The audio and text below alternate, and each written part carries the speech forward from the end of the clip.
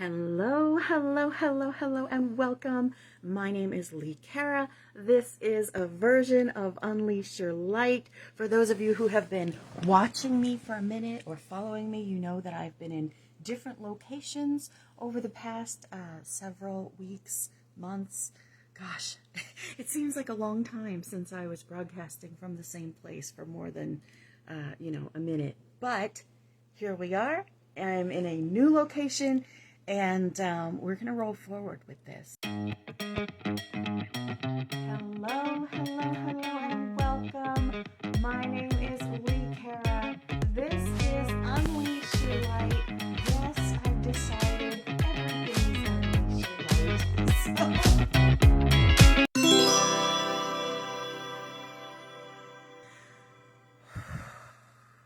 It's been a minute since I came on here and chatted with you. But, hi Luke, I wanted to come on and speak about this amazing energy that we're sitting in. And I say amazing, but so many of you are interpreting it very differently than amazing, which is, I'm also interpreting it as differently than amazing sometimes, or alongside of amazing, it is heartbreaking and scary and exciting and exhilarating, and I've been describing it kind of like a bittersweet chocolate, like a 98% cacao, because it's still chocolate, so it is sweet, but it's a little bitter, And yet, this energy that we're in is so powerful right now. We're really in a stage of deconstruction and reconstruction of the paradigms that have been holding us down as a race, as a human race. We're really in this space where everything is crumbling apart. And how it gets rebuilt is up to us and what we are doing and how we are reacting while it's being rebuilt, while it's crumbling rather, while it's coming down, while the tower moment is happening. What are you doing in reaction to it? How are you reacting to it, right? How do we sit in these tower moments and not give in to the fear? So I keep saying tower moment.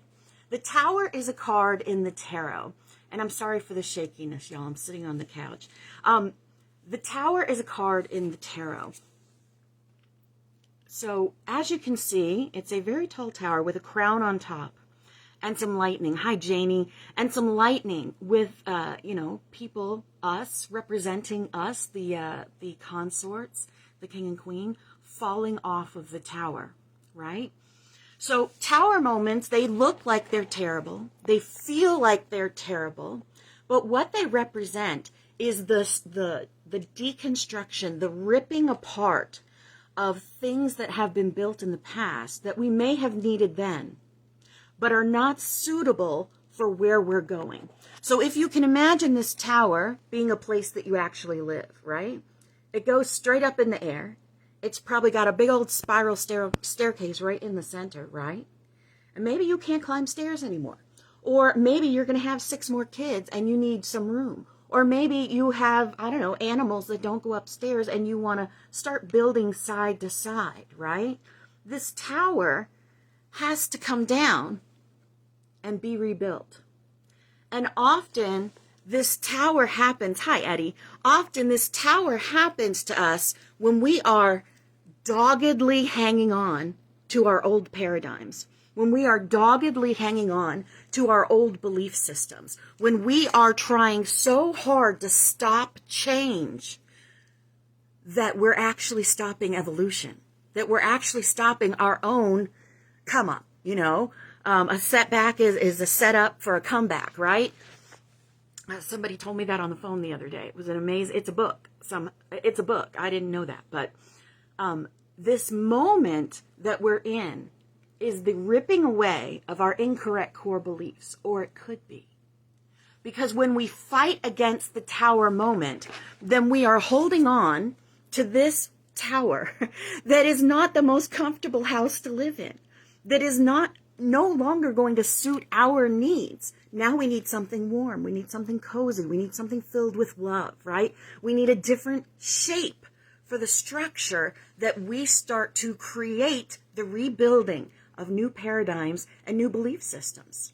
This tower moment is not just about our individual thing, because I've noticed that so many of my friends and myself are going through upheavals in their life, whether it be physical upheavals where they are changing homes, changing careers, changing partners, looking at their family differently, looking at their careers differently, shifting everything in their life.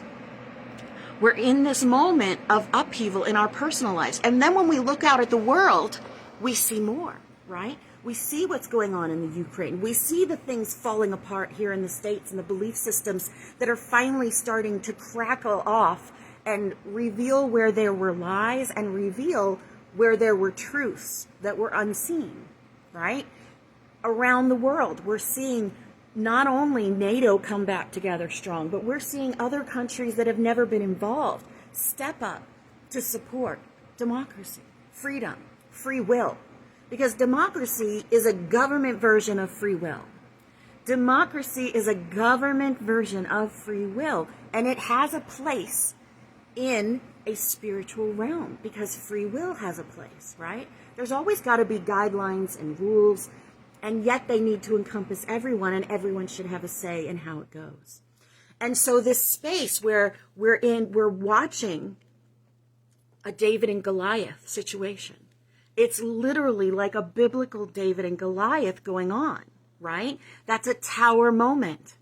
That's a tower moment. The world was existing in a particular way with particular people in charge that kept their thumb on things and that influenced other governments, including ours. Putin has been influencing a right branch of our government for quite a long time and has been working at it long term since the Cold War. And I've actually posted several TikToks about this with the words of a KGB agent talking about the plan to continue the Cold War. And there are many in our country that still carry that he should be a world power, that want to continue the patriarchy, although I don't think that's a male or female thing. They want to continue this structure of oppression, this structure of money, the structure of business, and the way that it is, the structure of classes in the way that it is, right? But we are in a tower moment. And that belief is now being challenged. For a long time, nobody really thought there could be anything to do. The haves have it and the have-nots don't. And we all just have to find a way to be happy within that. We all just have to find a way to embrace divine through that, right? And that's what we've been doing for millennia, for thousands of years, in our history, in our written history that we even know of. Once the church rose to power, once the patriarchy or the oppressive force rose to power, they held on to it at any cost, and they brainwashed us. They convinced us that this was the way things had to be.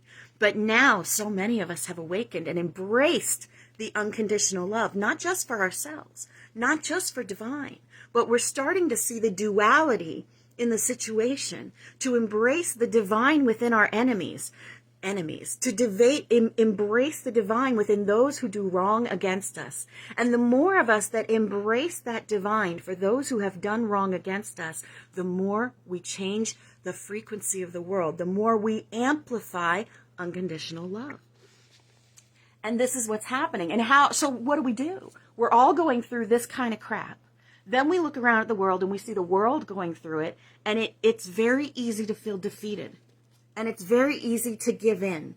And it's very easy to let go of our faith in the divine, knowing that everyone holds a piece of divine within them, that everyone carries God, light, Gaia, Source, Fred, call it whatever you want, call it Fred, it doesn't make a difference as long as you're seeking. We are all carrying that, even those who perpetrate atrocities, even those who are doing wrong, even those who have pushed us down. Their divine is riding around in a human form that has chosen to continue to exist in a space of greed and power and finding their comfort in that rather than finding their comfort in divine. So how should we step into this? When we look at a worldview, the thing that we can do is, number one, don't support those who support the oppression, right? So if you see someone talking about how Putin is right, if you see someone talking about how we shouldn't have poked the bear, if you see someone spouting these oppressive lies that the oppressor brainwashes us with, either stand up against it or don't participate in it. And send love to that person saying it, and pray that their heart is open, or ask the universe to open their heart to the truth of love, not to the truth of strength and power. Because strength and power, while it may seem like the thing we want to attain in the 3D, that is not the goal. That is not actually what our human experience is meant for us to attain. It is meant for us to embrace the unconditional love of divine, to integrate it into our human form, and then to amplify it outwards to all that we meet, to everyone in our path, and to everything that we see and everything that we participate in. So on a grander scale, stand in the truth of divine love and wish open heart and open healing for others. Then we can sit back and we can send love, we can send energy, we can send faith to those who are being oppressed, to those who are going through atrocities, to those who are losing everything. That's my cat screaming in the background. To those who are losing everything, right? That's the next step that we can take. Whether we agree with it or not, whether you might be on the side of Putin. You might be on the side of the oppressor because of the things that you believe and that you have been told are going on. But let's look at the ones who are propagating propaganda to their own people, and then see if those things that you were told stand up to what we know about democracy and freedom and free will and peace and love, right? So then we take this space where we have now wished for open heart, an open heart for the oppressors, a ray of sunshine, a ray of light to come into their hearts. We've sat and we've prayed or meditated, however you want to say it, for those who are being oppressed. Now let's pull it down to a more personal level. Because as I said, this is a tower moment. We are living in a tower moment, not just worldwide, but in our personal lives. And again, so many of us are going through this personal upheaval. What can we do in our personal lives to navigate this upheaval? And I say this from a first person point of view because I am also in a state of upheaval, in a tower moment. I am also living through this just alongside y'all, okay? So when we're in this tower moment, the first thing we have to recognize is that the moment that we're in, the now that we are in is temporary. Hi, Carolyn. The now that we are in, hi, Terry. The now that we are in is temporary. It changes every single moment. And just as Einstein said, a thing changes when it is observed. So when we observe the moment, we change the moment. From what perspective you are viewing it, that will determine how your moment changes. And I'm going to say that again. The perspective from which you are observing your tower moment dictates which direction your tower falls, which direction your situation begins to change, because it changes every single moment based on our words, based on our actions, and based on our intentions and our thoughts. Right? So we can look at this tower moment and perceive it differently and perceive our role in it differently. Then we shift what happens next. Like the story of the blind man and the elephant. There are several blind men standing around an elephant, and each one of them reaches out with their hand to touch what is in front of them, to try to guess what it is. And one of them guesses that it's a wall. And one of them guesses that it's a rope because he's standing at its tail. And one guesses that it is a hose because he's standing at the trunk of the elephant, right?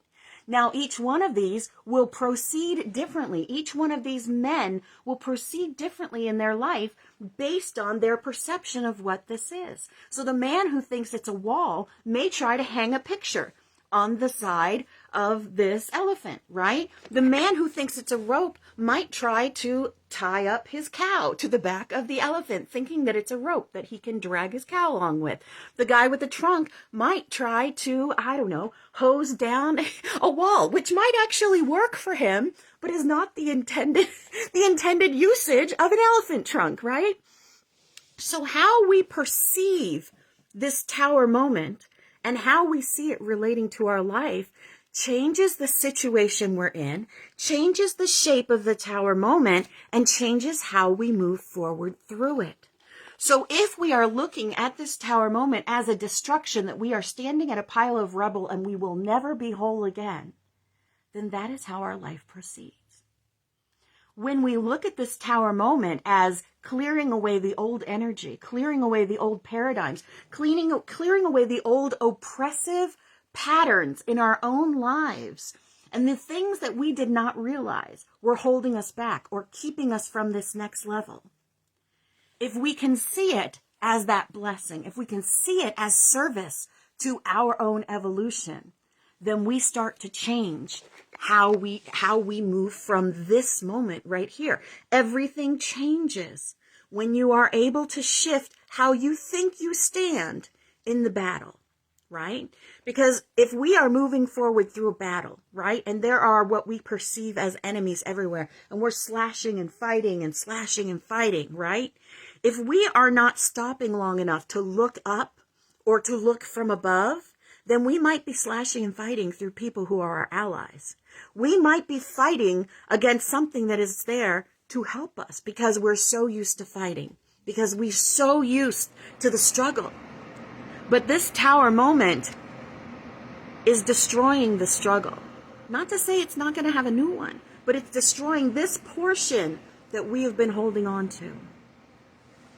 So the next thing that we can do, we're shifting our perception of the moment that we're in. We're recognizing that this is a temporary moment that changes as we move through it, right? Because this moment is not the same as this moment, as the same as this moment.